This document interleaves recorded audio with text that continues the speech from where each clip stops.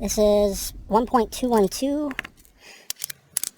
I got two of each here. 1.212. I'm going to start out with this brass cased 212, 212. Got a little steel plate down there at 50 yards. It's been just a long time since I've shot this. Remember, this started at 212, so that went from 212 clear up to 223. Wow. There's 212 went up to 224, so 11 thousandths of an inch increase. So that's pretty huge. But we're getting back on track here for reloading for 7.62 by 39. And if you missed the first part of this series, check out my video playlist area for the video, obviously before this, for part one. This is part two. There's some real vital information in part one that you really don't want to miss out on. Number one is going over 0.308 versus 0.30 or maybe potentially 0.311 diameter bullet flavors for reloaded for 7.62. I think it's very important. I'm not going to rehash over that information. I already did that part one, so make sure you check that out. Also in part one, we fire formed some test factory ammunition to get an idea of where this Gen 1 PSA 7.62 by 39 AR-15 is fire forming at. And I'm about to go over that in a little bit, but once again, check out part one before you proceed with part two. So like I mentioned in part one, we kind of went over the bullet diameters, the differences when it comes to 7.62 by 39. In the book here, Hornady book, it's saying foreign firearms have a 0.311 bore and most accurate with 0.310 diameter Hornady bullets. Ruger Mini 30s have a 0.308 bore. Like I mentioned in part two, this PSA 7.62 by 39, that also goes along with their AK-47s, 308s, you name it. They all use the same gun drill. And John Petty, the guy that runs DC Machine, he clearly states that they're all bored out, regardless if it's AK-47 or AR-15 and 7.62 by 39 or 308 AR-10, they're all bored out for a 308 bore. I know some of you guys are ready to come screaming out of your chair saying those aren't 0.310 or 0.311 bullets for 7.62 by 39.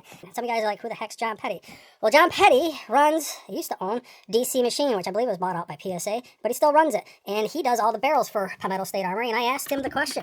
He says, our 300 Blackout, 7.62 by 39, AK-47, KS-47, or the AR-15, the 308s or 7.62 by 51s, AR-10s, use the same diameter gun drill, 0.2980. Proper bore size identification would be 0.30 cal.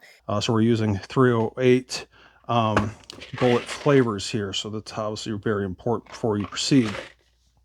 But with that being said, they're even noting in the Hornady book here, 2 expander balls are included in the Hornady die set, so 308 bullets can be used with 7.62 by 39 cases. And I have the die set here, and we are going to use the 308 ball expander.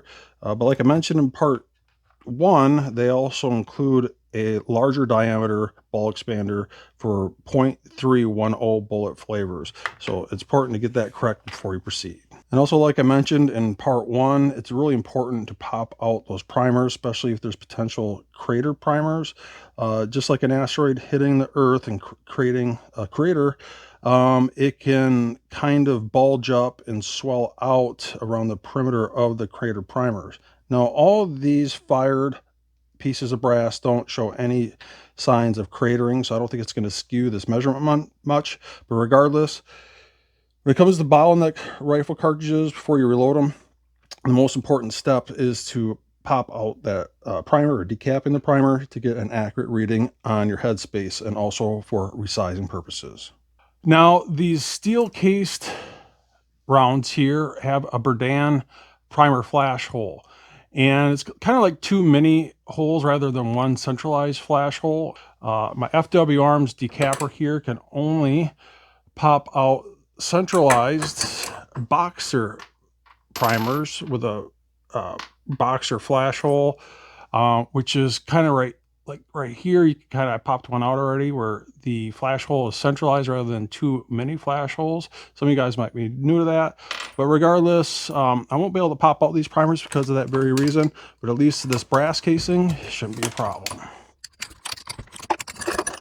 And once again, the reason why you want to pop out those primers, just in case they have crater primers, and it's not skewing your headspace measurements and screwing up your resizing process for bumping back the headspace if needed.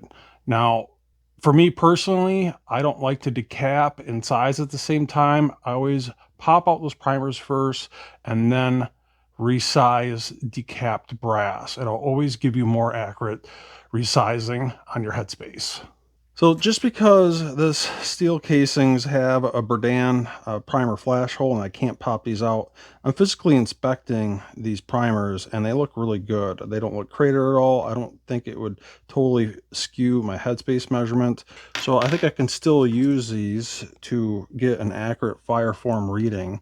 But at least this is what, 223, fire forming at 2245. As for this brass case stuff here that was fire formed, where we could pop out the primer to get an accurate reading, it's 223. In comparison to the factory new before it was fire formed, 2125.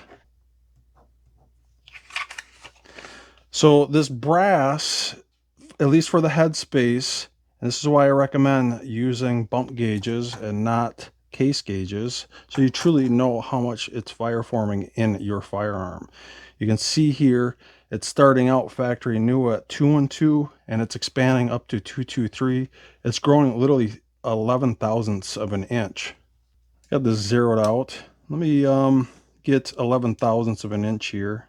So I think that's close enough. This just kind of gives you an idea of how much that is growing, and it's really not that much. You can barely see through it. Just put my fingernail here for perspective, tip of my finger. That's how much that headspace, and when I say the headspace is the distance from the base of the brass to the middle of the shoulder or datum line. And that's where that shoulder rides on these inserts. You can kind of see right here.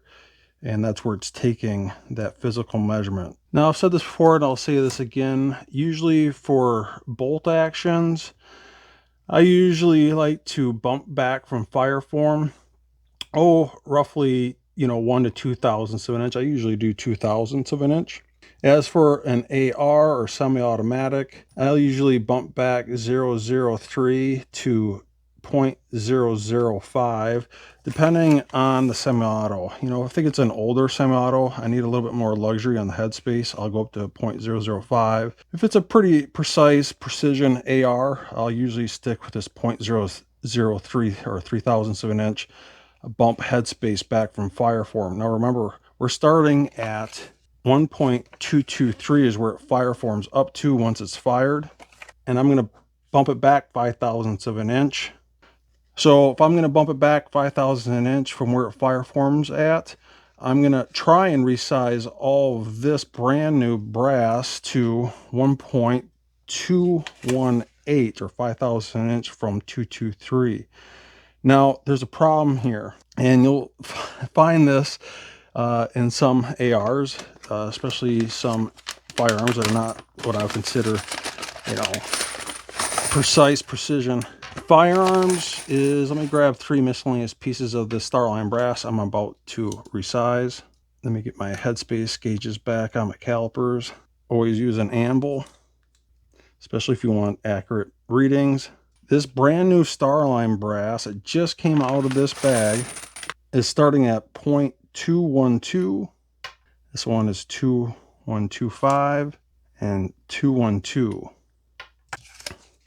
Well, you can see my dilemma here is this new Starline brass is starting out just like this other factory ammunition at 1.212 to roughly 1.213. Well, my desired headspace that I want, which is 5 thousandths of an inch from fire form, is 1.218. We're talking a 5 thousandths of an inch difference. Now, you know, this might not be a huge issue if you're just creating plinking ammunition using a cheap bullet. And that's probably what I'm going to have to do in this situation is I'm going to initially reload all 100 pieces of this brand new Starline brass along with these 100 really cheap, inexpensive Hornady 150 grain full metal jacket with a boat tail. Has a cantilever on it also, just for cheap plinking ammunition. And the reason why I'm going to do that is just to have fun out in the range, have a good time. But my main goal is to get this Starline brass that's starting out at this measurement to fire form up to this so I can knock it down 5/1000 an inch or bump it back 5/1000 an inch to my desired headspace so I can tune this brass or ammunition for this particular PSA 10.5 inch 7.62 by 39 shorty. It won't be until I get through all 100 pieces of reloading this just for cheap plinking ammunition with cheap bullets to fire form this back up to this to knock it down to where I precisely want it to be, where I can start reloading some of this ammunition for my SSTs and 150 grain for deer hunting, and also these 190 grain sub X for subsonic ammunition. What's special about these bullets, these sub X, is they only need to travel at 800 feet per second to peel open like a flower for maximum penetration. So, you know, to get up to this state, like I mentioned, I'm going to have to reload all this 100 pieces and then just have some fun at the range. I don't expect to be ultimate performance. At least I could take you guys on this journey with me.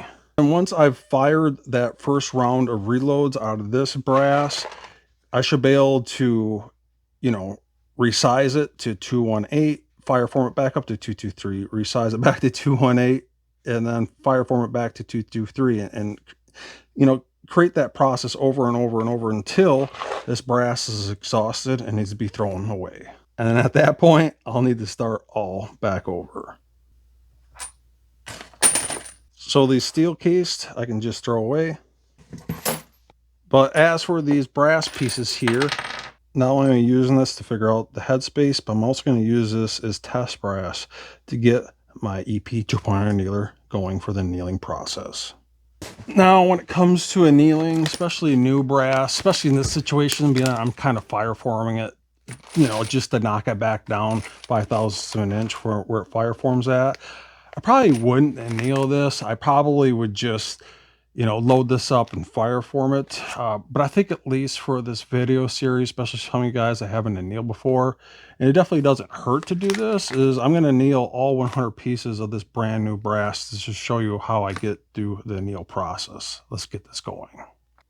And when it comes to annealing, I recommend annealing every single time you reload. It really doesn't take that long. I know some people do every other anneal, and I guess it's all about finding your own journey. But for at least me, I anneal every single time I reload that ammunition for a few reasons. Number one is you get more consistent neck tension, more consistent bumps on your headspace for the resizing process. And all in all, it just makes your brass last a lot longer, less split necks. And you're just going to get, you know, I've always said this word in the reloading world, the word consistency. You're going to get more consistent ammunition.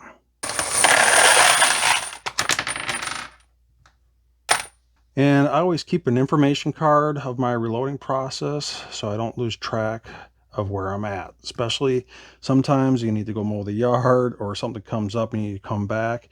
You don't forget where you're at. And right now, this is 100 pieces of 7.62 by 39 Starline brass.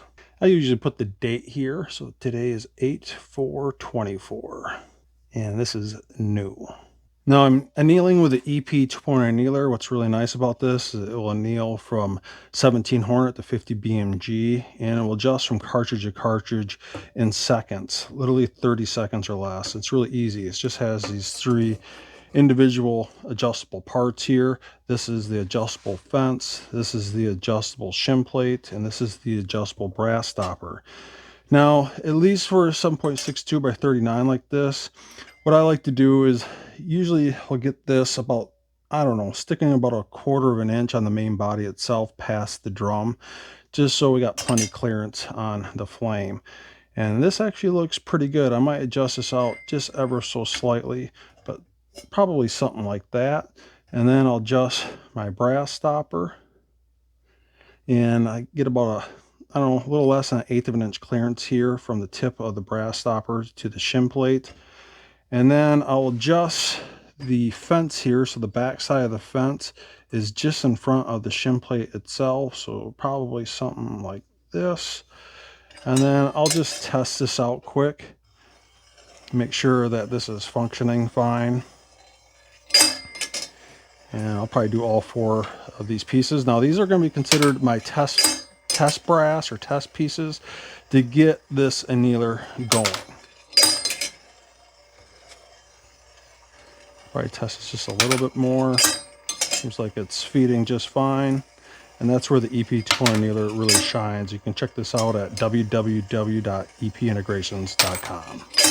Now, I'm really not going to hash over this in fine detail. Matter of fact, you check out epintegrations.com.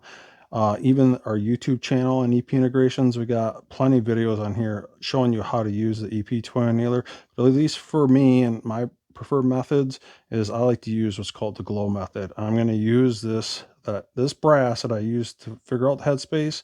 I'm also going to use this as test brass to get this set up and going. So by the time I know for sure that the torch head location is set up just fine, the timer set up just fine, I can switch over from this test brass to my actual Starline brass that I really want to anneal.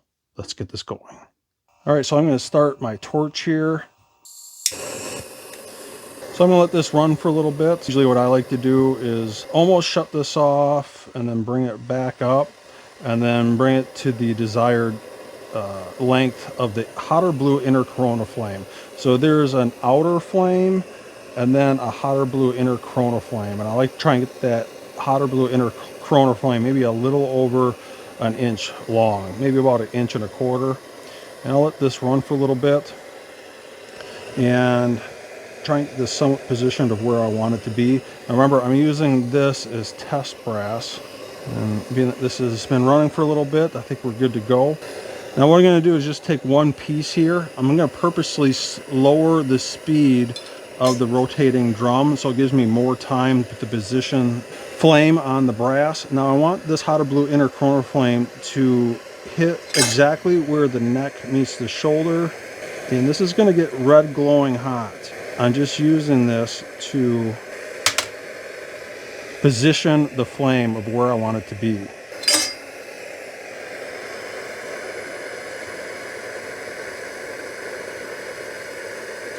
And I think that's just about perfect. I'm going to let these cool down and then we're going to use the glow method next to make sure that this brass is in the flame for the correct amount of time. Now to do this, I need to dim down the lights here. So I'm not going to shut off all the lights, but I'm going to dim down the lights to the point. It's not so dark here that I can't see what I'm doing, but I want it dark enough so I can see the glow of the brass. So now that I know that the position of the flame is just right, I'm going to start doing what I call the glow method. And I'm letting this run for, roughly about a minute just to make sure that the length of this flame is staying consistent. It's not, getting longer, shorter. It's staying very consistent at roughly a little over 1 inch long, about 1.1 inches long. Now this brass is cooled down to the point where I can pick it back up. I only have 4 pieces that I'm working with. Personally, I like to have at least 10 pieces of test brass if possible, but this should be good enough to get us going, being that I only have 4 pieces of brass. So I'm going to look for the glow.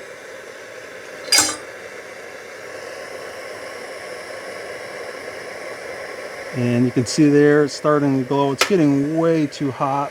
What I'm going to do is I want it to be in the flame just a little bit less time. So I'm going to speed up the rotation of the drum. I'm going to speed this up to about 31.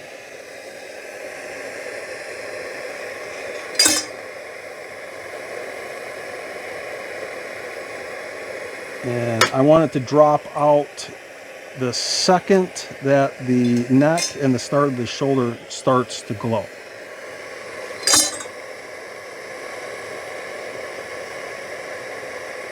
And it starts to glow right there. So that's, I'm going to speed this back up to about 29. Test that out.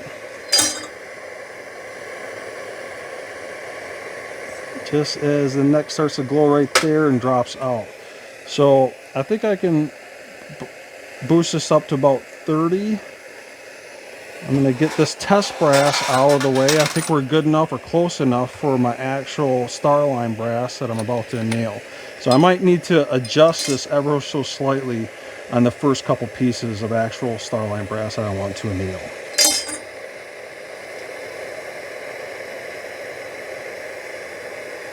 Just starts to glow and drops out, and that looks absolutely perfect actually.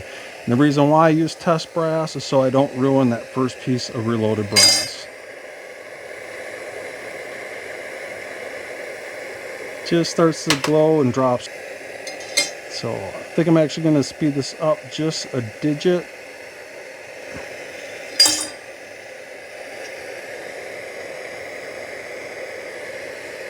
And that looks just about perfect. I'm looking at the anneal mark on this. The anneal is about 1/4 of an inch down on the body of the brass. That looks really, really good.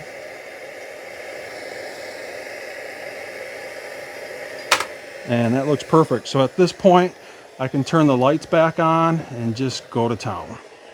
You know, at this point, you want to make sure that you don't bump the torch head.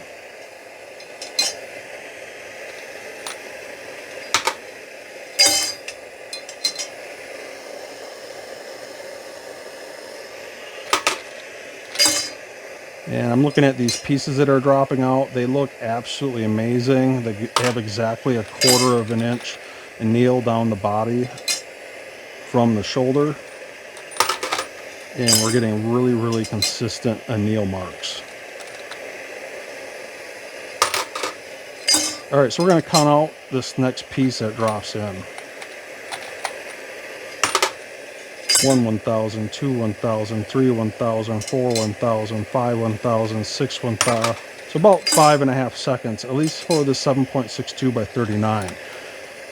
Now, when it comes to annealing, I do not let the timer tell me what it needs to be, and I let the glow of the brass tell me how long it needs to be in the flame.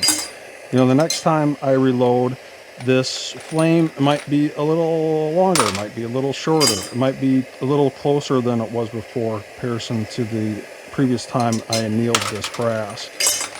And that's why I let the glow tell me how long this brass needs to be in the flame in comparison to going off just the readout. This readout is just amount of percentage of voltage that's going to the motor.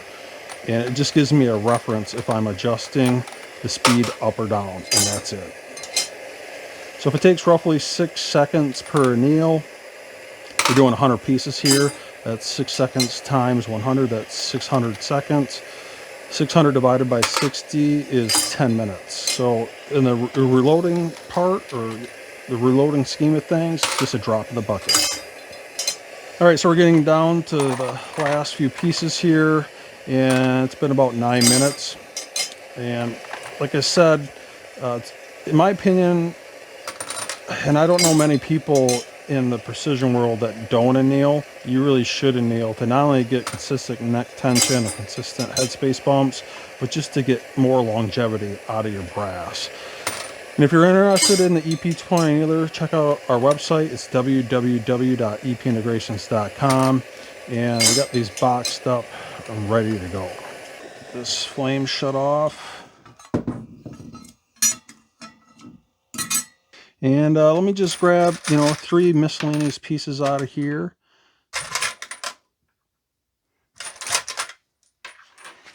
And that is what it's all about. A very, very consistent anneal across the board. That major anneal mark is about, I don't know, a little less than 1/4 of an inch down on the body of the brass itself before it starts to fade into a nice rainbow glow.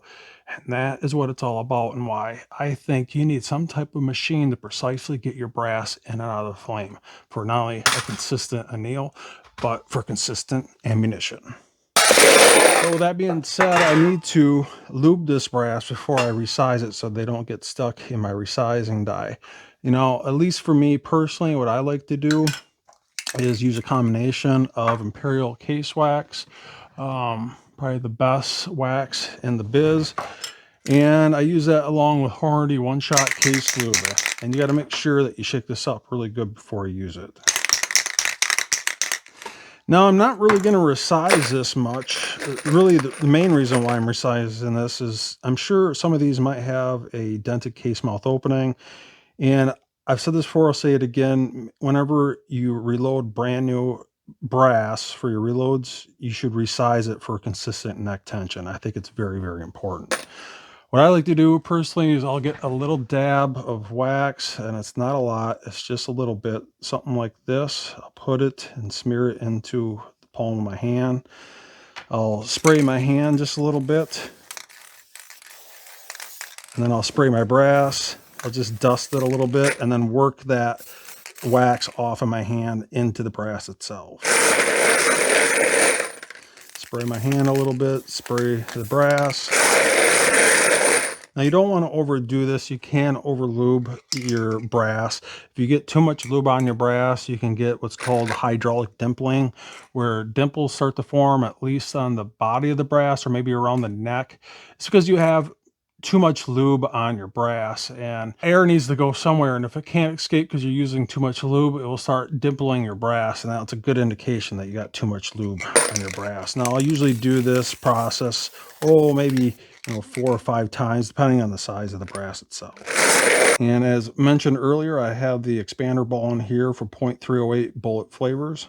This is a new die set. I always recommend cleaning out a new die set. So I'm using Hornady one-shot dry lube, and just going to spray this in here, grab a Q-tip, just kind of clean up the inside of this, being that this is a brand new die set. You don't know what type of metal, fragments or metal dust might be in there. Yeah, just a smart move to clean these out before you start using them. And you can see it's a little bit dirty. I'll usually spray down the outside of this too, especially being new, so it doesn't start rusting on you. And then I'll clean up the tip of this resizing die or the bullet expander. Now, being that this is new, what I'll probably do is dry this out on the inside, and I'll just probably hit it up with some one-shot case lube.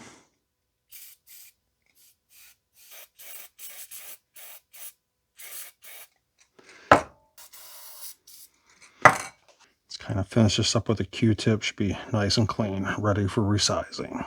Usually I'll have this pin sticking out a little over 1/8 of an inch, not a full 1/4 inch, maybe a little over 1/8, maybe 3/16 of an inch, and then I will tighten this down. Get nice and tight. Now I need to turn my S-jaws around. You can see that this is set up for more something like a smaller 223.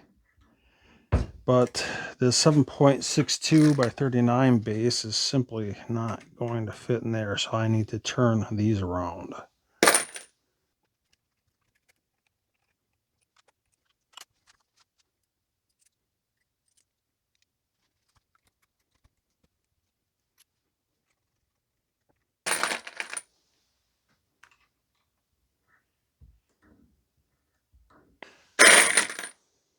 If I can find a couple pieces that are kind of on the high side, at least I can prove that I'm pushing back this shoulder. So this one is 213-ish. So 213, 2135. So that's definitely on the high side. So some of these are 213, and the reason why I'm pulling out these high side ones, so when I see this start to move, I know when to stop adjusting this, at least not go past like the rest of these that are 212. This one's 213-ish. If I spin this, it's going to bottom out at 213. And the reason why I'm going to do this is I want to make sure I don't overshoot my headspace. Remember, I'm doing this more for consistent neck tension. And if I can gently nudge the shoulder or the headspace back a little bit, that'd be great. I'm going to grab some of my Imperial case wax here. I'm just get the smallest amount. You don't need a lot of this. And I'm just going to rub it into the tip of my fingers. I like to have a rag here sitting off to the side. but just a razor thin amount of wax. And what I'll do is I'll cover the very first piece that's about to resize. This is called conditioning the die. I want some of this apparel case wax to rub off into the inside of this die. I'm also going to grab some Q-tips. So I'm going to grab my apparel case wax. I'm going to put the smallest amount of wax on the tip of my Q-tip here and put it on the inside of the case mouth opening so I can condition. Grab my bump gauges here. They are zeroed out. This is measuring at 1.30. The second I see that move to 2125, I'm going to stop. So let's run this to the first use of this die. And if I don't resize the brass, the headspace can actually grow a little bit. But you can still see it's still 213. If I spin this a little bit, still 2130. Ever so slightly move this down until that headspace moves. So it's still 2135. I'm going to put a little bit more wax on the outside of this so I can get this on the inside of this die to condition it properly.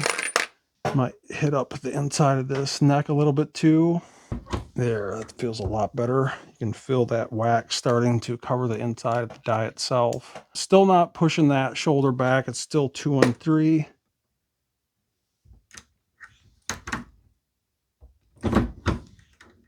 And there, just starting to see it move here. So this is down to 212. So what I'm going to do is back this off ever so slightly. And I'm going to grab my next piece here. 2125. Let's see if this bumps it down to 212. And it is exactly 212. So I'm going to test a couple more pieces here. Otherwise, I'm just going to go to town. Like I said, this is more about getting consistent neck tension, and exactly 212. Let me grab another piece here, just kind of prove a point. Let's see if this one's 213. All right, so this one is 213.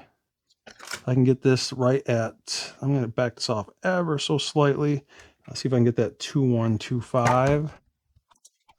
That way I know I'm just gently nudging that shoulder, and exactly 0.2125, and I would say that is absolutely perfect. At this point, I can just go to town. Let me grab another piece here. This is all about consistent headspace resizing.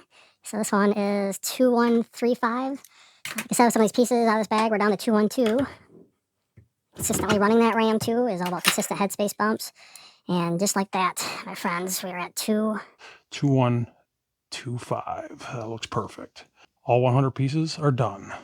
Now, if this was really, really dirty brass, this is obviously brand new brass, I'm probably not going to have to clean this much. I'm just doing this to get the lube back off the brass. And I like to at least tumble with stainless steel media. I use Southern Shine media. Dump my brass in here so we can get this lube off the brass. Now, if this was very dirty fired brass, I would probably put a little bit of lemon shine in there, but being that we're just getting the lube off, I'm just going to use some Dawn. A little bit goes a long ways. I always clean with hot water. Won't fill it all the way up, but something like that. You know, if this is very dirty brass, had a lot of carbon on it, I'd probably let this run for a solid hour. But being that I'm just taking the lube off the brass, probably just gonna let this run for 30 to 45 minutes.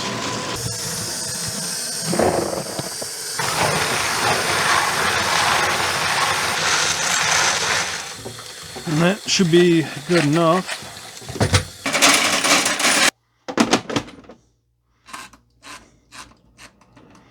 And we'll let this dry while I go mow the yard.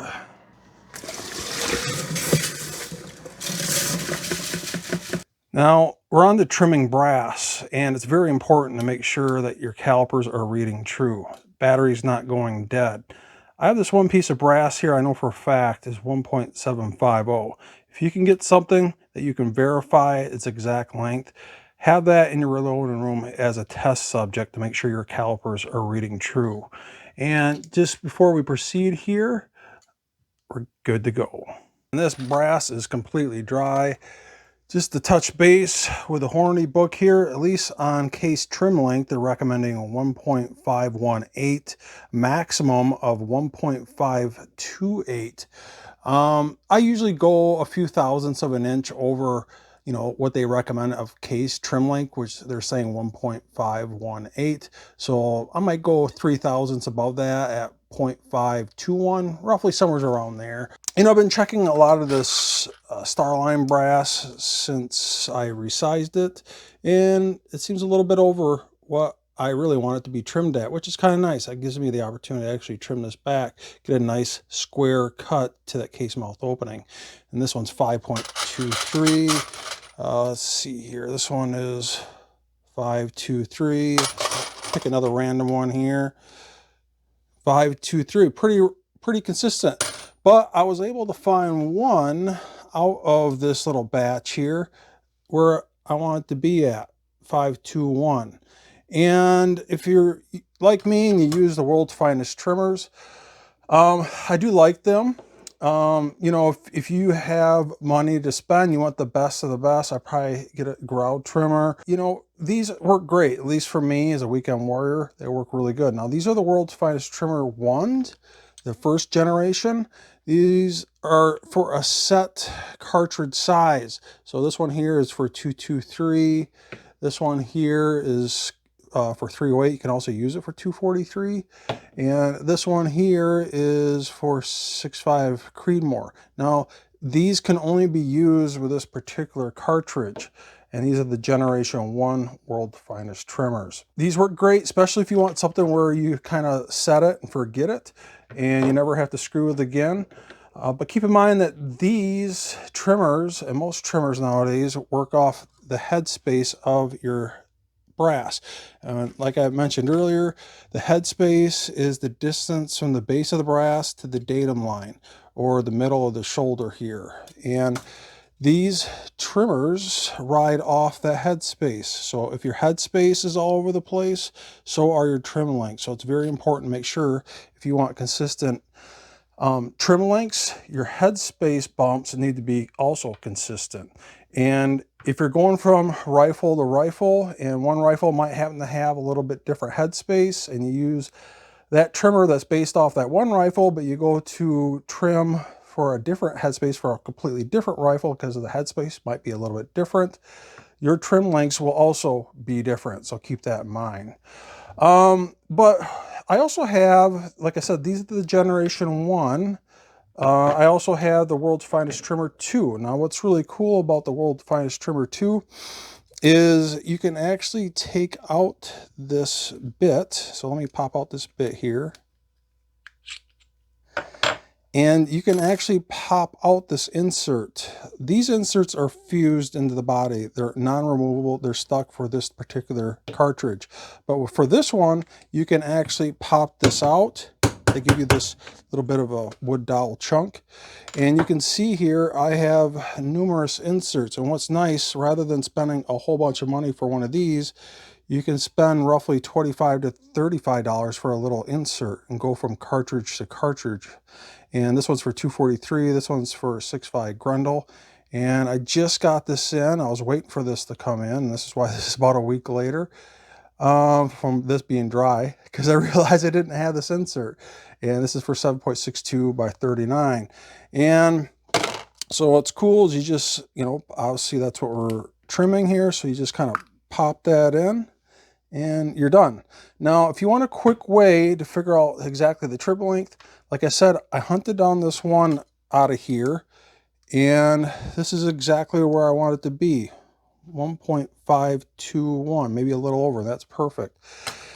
And to get this set up right away, an easy trick you can do is to actually put in your trim bit, and you take the casing that you want to be trimmed. It's very important that this is sized to the headspace you want it to be. And you insert this until it bottoms out on the headspace or the datum line. You insert your trim bit so it comes in contact with that brass. and then you just let gravity do its thing. You don't want to push this bit in. Just let gravity do its thing, and then you tighten this down, at least on one side. And then come back the other side and tighten that down. And then probably come back here, tighten that up, and this should be good to go for this particular case. So this one might ever so slightly get trimmed, but the rest of them are going to get trimmed the exact same length. Easy as that. Now, make sure you have some glasses on, especially when you're trimming brass. Last thing you want is one of those brass filings in your eye. Not good. Now, I've yet to touch this. Now I'm going to ride this ever so slightly. I'm testing this to make sure that this is set correctly. And this might just ever so slightly nick the case mouth opening. So you can see if I zoom in here, ever so slightly touched it, and that's fine. This is, I want this, all this brass to be at this length of 521, and that's perfect. So let's grab another piece here. So you can see it's got a nice clean cut to the case mouth opening, and it is 5215, exactly like this one. Let's grab another one, just kind of double check. This one's 523. Absolutely perfect, and that's exactly what we want. One final note on trimming your brass is there's some trimmers out there, such as the Henderson Precision Trimmer or the Grout Trimmer. What's nice about those trimmers, although they're very expensive, is not only they trim the brass, but they also chamfer the outside of the case mouth opening and chamfer the inside of the case mouth opening all in one step, saving you 2 steps out of the brass prep trimming process. Personally, at least for me as a weekend warrior, I like to use the Lyman Case Prep Center. It's a great do-all case prep center all in one. At least on the first stage here, I have this set up with a primer pocket removal cutter made by RCBS. They come in both small and large. This Starline brass doesn't have a crimp to the primer pocket opening. If you notice an additional ring on the inside of the primer pocket opening, and I'll splice in a picture of what that looks like, crimp versus not crimp. If it does have a crimp, you need to make sure you either swage and move that brass out of the way of the crimp or cut it out. At least for me, and I've tried both, I find cutting out the crimp works the best, especially when you want to get a nice smooth insert of the fresh new primer. And like I mentioned, these come in both small and large primer pocket cutters. Being that this is not crimp brass, we can skip the stage, but if you have something like Lake City brass, and even some factory brass can come with a crimp, so it's something you need to keep an eye out for if you need to remove that crimp before you proceed. If you do not remove that crimp, you'll never be able to insert a new primer, or it'll be very, very difficult. In the next stage here, I have primer pocket uniformers. What these do is it has a cutter and a shelf on that ledge here, and this makes sure that the depth of the primer pocket is perfect. So when you do seat that new primer, that it seats just below flush. If your primers, when seated, are just at flush, or especially sticking out, which is dangerous and cause a slam fire, that's not good. You want these primers to seat just below flush, and that's what these are for. Next part here is chamfering the outside of the case mouth opening, and this is chamfering the inside of the case mouth opening and the brass brush, and I'm going to show those steps here in a little bit. But let's move on here. Let's uniform the primer pocket. Now the 7.62 by 39 Starline brass has a large rifle primer, so I got the large uniformer inserted. Now what I personally like to do is brush this off, make sure all the metal filings are off the shelf of the cutter, so when I put the next piece on, there's no metal filings to hinder the depth of the cutter on the next piece. And you can actually physically feel the cutter cutting out the brass, and once that, you can actually see some of the metal flakes coming off there. You can see it's got a nice fresh cut. It didn't really cut really deep, but you can see it cut out a little bit.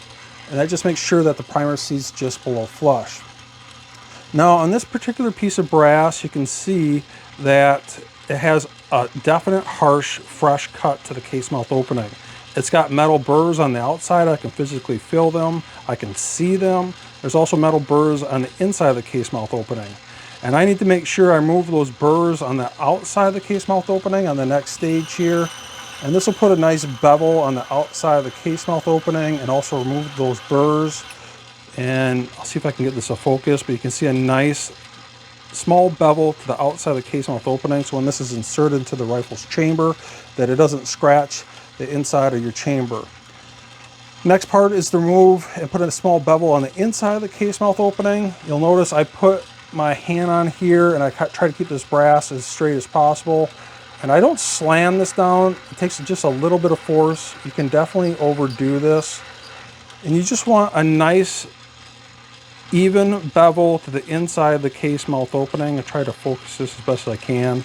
You can see that nice shiny bevel. It's very even, very consistent on the inside of the case mouth opening. So when that new copper jacketed bullet is seated, that it doesn't rip off the copper jacket. And finally finishing up with the brush to make sure all the brass filings are out of the way. And believe it or not, overdoing this brush gives you very consistent standard deviations, very consistent seating, neck tension. Skipping this step is very crucial for getting accurate ammunition. And a lot of guys have proved this with the ANT precision seater. Once you get past this, you're finally done with brass prep and you're on to seating primers. Nice, the Coltac corset cover for my Silencer Co. 36M just rolled in. Awesome. Really excited to get this 7.62 by 39 PSA Gen 1 fired with this reloads. But next step on the reloading process is getting primers in this brass. And I'm using CCI, not small, but large rifle primers. And if you're new to the game, here's a primer flip tray. It's kind of got some grooves in the tray itself, and this helps to orientate these primers in one direction. So you can see some of them are up, some of them are down. Hence the name primer flip tray. Just gotta put this over like so, and then you just kind of do that until they're all in one direction. Then flip this over. Now they're all in one direction. Now, at least with the Hornady lock and load progressive press, they make a small, I'll get this to focus in here. They make a small and large primer tube. Now, at least with the Hornady lock and load progressive press, they make a small and large primer pickup tubes. This is obviously for large primers. So I'm going to set the small off to the side and get these all picked up.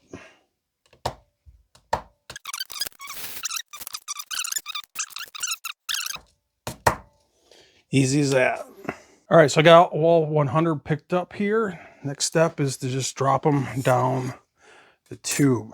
Just set it on top like so. Pull the pin. Comes with a weight rod. One usually gets stuck up at the very top here. Let's kind of push that through. All right, got that empty casing at the top. Give that weight rod just a little bit extra weight, at least if you're using Hornady lock and load press. Let's just test this out and make sure that our primer is feeding through properly. So let's take a full stroke here. Good to go.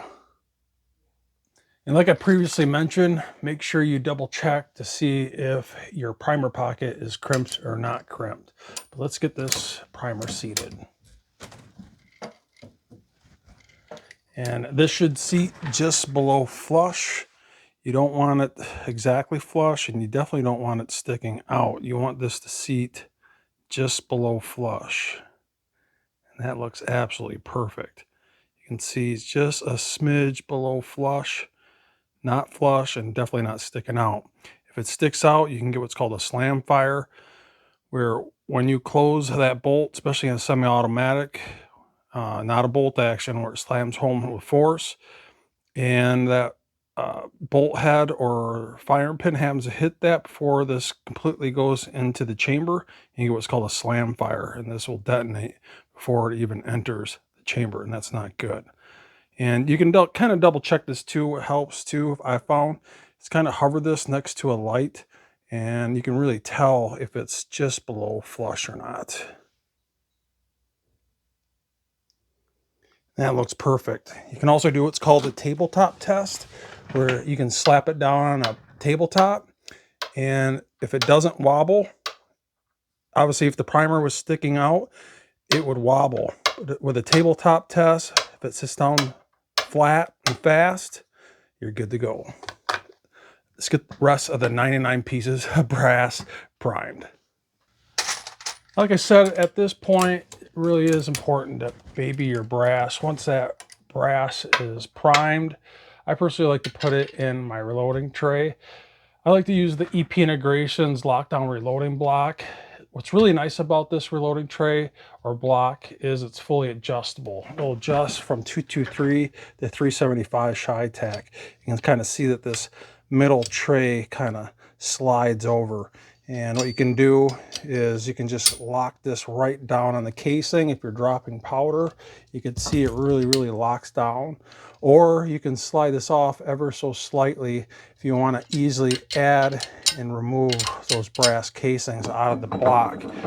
And this is the standard reloading block. This is actually a custom one that's red, white, and blue. They no longer sell these on www.epintegrations.com for the lockdown reloading blocks, but they do sell these in the standard aluminum version. I believe for a little under $100 right now, which is $99.99, and it's literally the last reloading tray or block you'll ever need or want. And this will do from 223 to 375 shy tack with 50 total holes. Matter of fact, if you're into the extreme long range game, they have a 25 hole block that will adjust from 223 all the way up to 50 BMG, and it's something to really check out. One thing I like to do, especially before I drop powder, is just check out every single case mouth opening. Make sure obviously you see the primer seated in the hole. Plus I'm also checking to make sure there's no such things inside the brass casing itself, such as cleaning media, especially something like stainless steel media. I like to use Southern Shine stainless steel media for cleaning my brass. And the last thing you want is a piece of that stainless steel media being shot out your rifle bore. It wouldn't be good. But at least for the 150 grain here, and this is the full metal jacket with a boat tail, you're going to hunt down that, which is a boat tail full metal jacket. Matter of fact, they even give you the model number here of 3037, which matches the box here. So this is definitely the list that I want to use. Matter of fact, you can see, and I've verified this even with the latest edition, they don't show CFE black. They do show Reloader 7, and I happen to have some of that in stock. So I'm going to use this powder up and these cheap bullets to expand this brass up from 212 all the way up to 223. And then once it's fire formed, we're all the way up to this point, and I can knock it down 5,000th an inch down to 218, and then I'm going to start using my actual, low development with these more expensive bullets and CFE black. With that being said, they do show Reloader 7 here, and I'm just going to take it clear up to max at 2100 here. I might go a smidgen bit less than this. Reloader 7. You know what? I'm actually going to play it safe. I'm going to drop that down to 23.4, being that this is just having fun at the range. Now, before I start dropping powder, at least what I like to do is grab my 100, now this is grams, not grains, calibration weight, which equals out to 1,543.24 grains. And I'll put this on my scale, just make sure that's reading true. So let's put that on. So it's perfect. So it's exactly matching. So I know I don't need to recalibrate this. At least what I like to do, at least with my pan, I know for a fact that this pan weighs 755.38. And when I put this on, it should read that amount. 755.38. When I zero this, it's obviously zeroed out on the pan. I pull this off. It's reading that exact same amount. Put this on, zeroes out, take it off, exact same amount. And the reason why I do this as I'm dropping powder, say like I'm pulling this off, putting it back on, I start noticing this number starting to, drift to 0.4, you know, 0.42, 0.4446, or even down. It can do that too. I know I need to stop and recalibrate this and start back, not over with dropping powder, but at least get it, re-zeroed back out. So my powder drops don't start to skew, because that's what can happen, especially on when you're dropping a tremendous amount of powder, especially over 100 pieces. What can happen, especially if you have electrical interference or your cell phone too close to this or something, they're more sensitive than your ex-girlfriend. Not going to fill it all the way up, but that should be enough for 100 pieces, I would think. So let's select the powder here, and we're going to select, this is Alliant. This is Reloader 7. Here's Reloader 7. I've yet to drop this powder. It doesn't find, at least with the super trickler, it has what's called AI. And what happens is it learns over time. What it will do is, over a period of time, if it notices a overdrop, it will correct itself. It usually takes about 10 drops to correct itself to consistently drop powder. You can check out my video list. I have a very extensive video series on the super trickler itself. All right, so I've already gone through 4 pieces here. I'm not going to completely bore you with this. It's still learning on the AI mode as it hones its, amount that it drops. But even within 4 pieces, it's pretty darn quick. And you're going to notice as we go, it's going to get quicker and quicker. And this will drop within 0.02 accuracy. So as long I'm shooting for 23.4, like my card said. Remember, maximum is 23.6. I'm shooting for 23.4. This is 0.02 grains over. That's acceptable. As long as it's 0.02 over or under, that's all I care about. And I'll let this go for a little bit. Like I said, this is still kind of learning. And make sure I don't breathe on this scale, because it's that sensitive. Try not to get my camera too close. Usually it's pretty good. It's really quick and very accurate.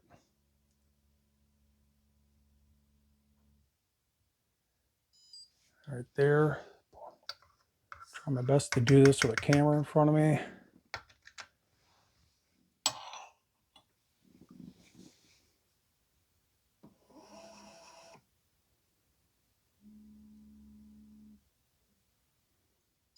And that was a smoking 5.1 seconds. So yeah, as it goes on, it just gets quicker and quicker and more accurate and accurate as the AI built into this trickler learns and adjusts itself. Pretty cool.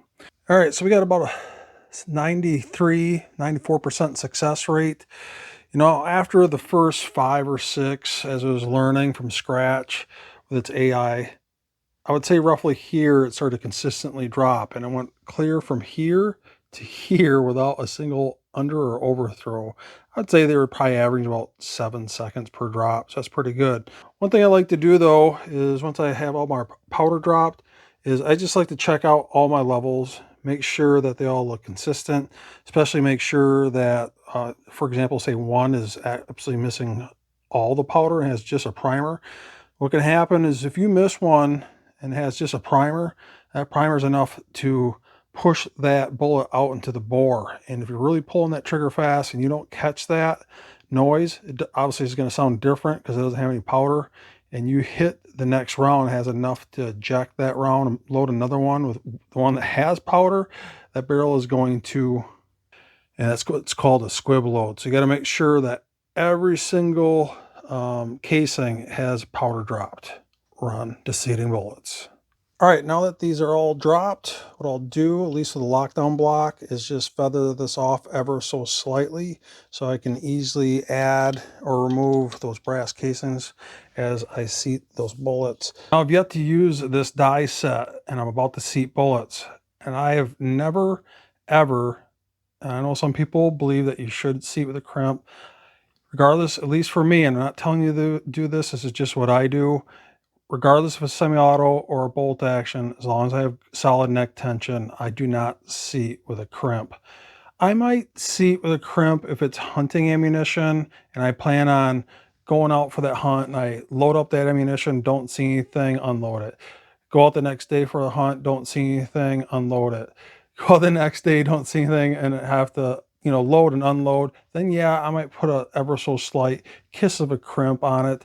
And I'm not exactly, punching bug hole groups in paper. Yeah, I might use a crimp, but otherwise, for most of my ammunition, I do not seat with a crimp. And what they're saying here is I'm going to put one of these pieces of brass in my coax press here and I'm going to screw down that die until it comes in contact with the brass itself, and then give it one full rotation out.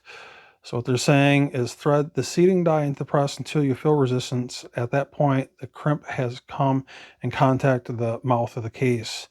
And then back the die out one turn to prevent the case from being crimped. Simple as that. So it's actually been a couple weeks here since I was about to seat bullets for a couple reasons. Number one is I got married. And number two is the stock seating die that comes with this custom grade Hornady die set, 7.62 by 39, and that is the item number 546424.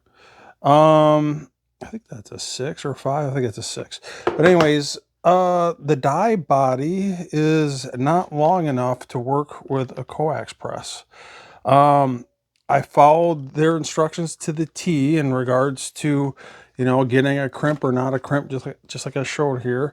And it was literally running out of threads. And even with a massive crimp, the die body was simply coming out of the lock ring that slides into the coax press. So lesson be learned for those that have a force or coax press, the standard seating die out of that doesn't work. And I contacted Hornady. I'll splice in some pictures here, show them the issue that I had.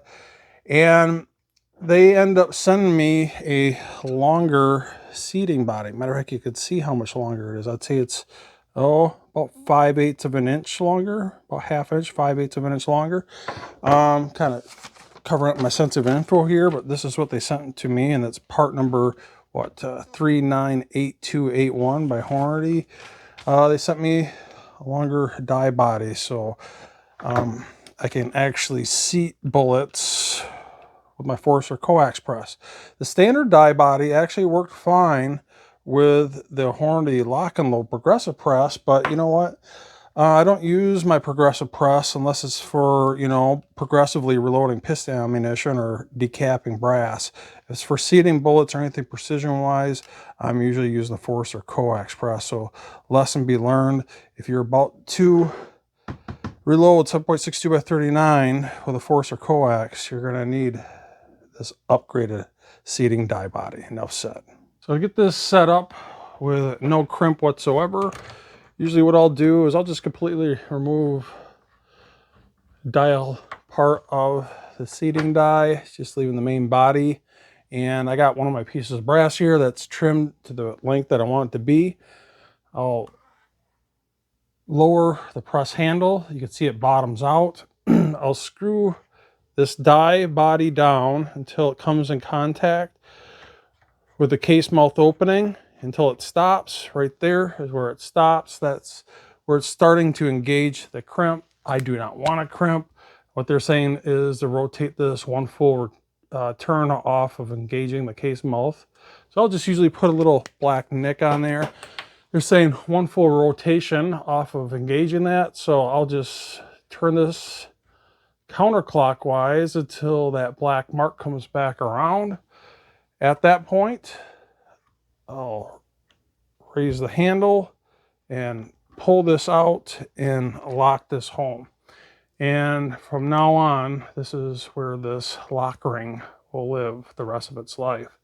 As long as I don't screw around with the trim link too much, this should be totally fine. So just to ensure that I don't crimp the bullet. Like I said, with precision ammunition, in my opinion, and everyone has an opinion on the crimping or not crimping, crimping is massively dictated by your trimmed case length.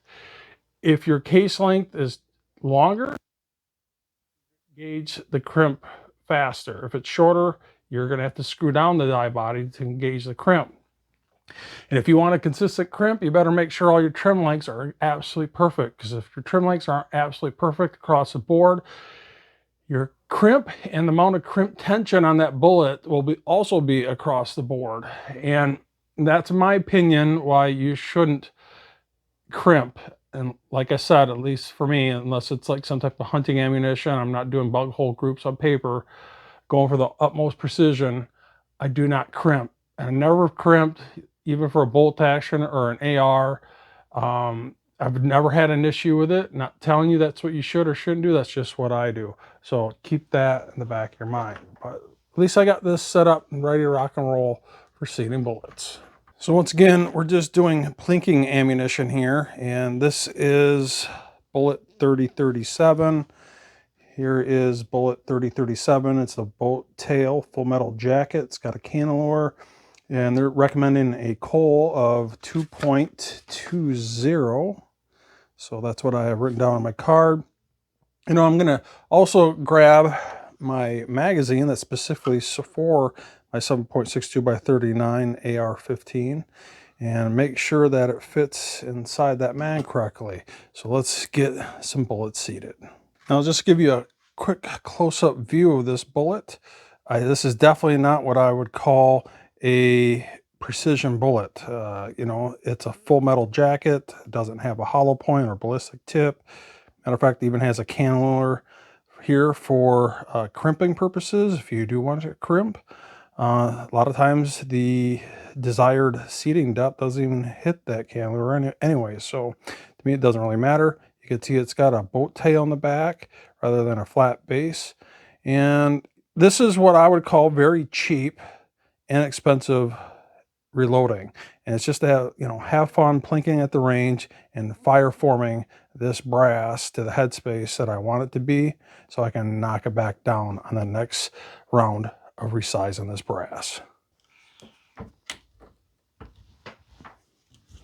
All right, so we are shooting for 2.20, and this is coming out to 2.21, so you need about 10 thousandths of an inch. So we can screw this down here, 5, 10. This should be pretty much right on the money. Kind of one of the nice features of using a dial for your seating die. But see how close this is. And that is pretty much right on the money. Looks like I just need to go about another thousandths. Right about there. See if that is right on the money at 2.20. And that's right on the money. Half a thousandths off. Let's try another one here. That looks pretty darn good. Now, these aren't ballistic tips. Now, let's definitely say these tips are not perfect. So keep that with a grain of salt. You know, your seating depths might be a little off here and there by roughly, you know, thousandths to maybe 3 thousandths if you're measuring off the tips of the bullets. And then the reason why is the tips of the bullets are usually not perfect, especially boat tail hollow point bullets. The hollow point, definitely not ballistic tips. Hollow points, they're notorious for giving you inconsistent measurements. If you're measuring the cartridge overall length from the base of the brass to the tip of the bullet, you really should be using something like a bullet comparator set that rides off the ogive of the bullet. Let me grab one of these bullets out here. If you want a very precise method for measuring your seating depth, measure off the ogive and not the tip of the bullet. If you measure off the ogive, you're going to get more consistent readings, and this is at least for 308. All you got to do is swap out your headspace bushing for a bullet comparator bushing, and you just take this out, this slides in, and you can clamp that on your calipers and take your measurement readings, at least for seating your bullets, that way. You'll get much more consistent readings. But that being said, this is just, like I said, plinking ammunition, and I think this would be more than sufficient. And, you know, it's a little over. It doesn't have to be exactly perfect. I think we're good to go. So hopefully you guys learned something here. I think I'm going to wrap this up, and you know, check out these EP Integrations reloading products, especially like the EP Integrations lockdown reloading block, and also the EP 2.0 annealer here that can anneal from 17 Hornet to 50 BMG and adjust in seconds without having to add or remove any parts. I guess the next video you'll see is this particular ammunition being shot out at the range, just to see how it does for plink ammunition. And then after that, we're going to reload all this again, but with these bullets. The much more expensive SSTs with a ballistic tip that I plan on using for hunting. These Sub X, which I'm going to use my Garmin chronograph to make sure that we're not going over 1100 feet per second. And these Nosler ballistic tips, 150 grain, 190 grain, and 150 grain. What's cool about these Sub X 190 grain, I believe they only need about 800 feet per second to really open up and do some serious damage. I'll see you guys in the next video.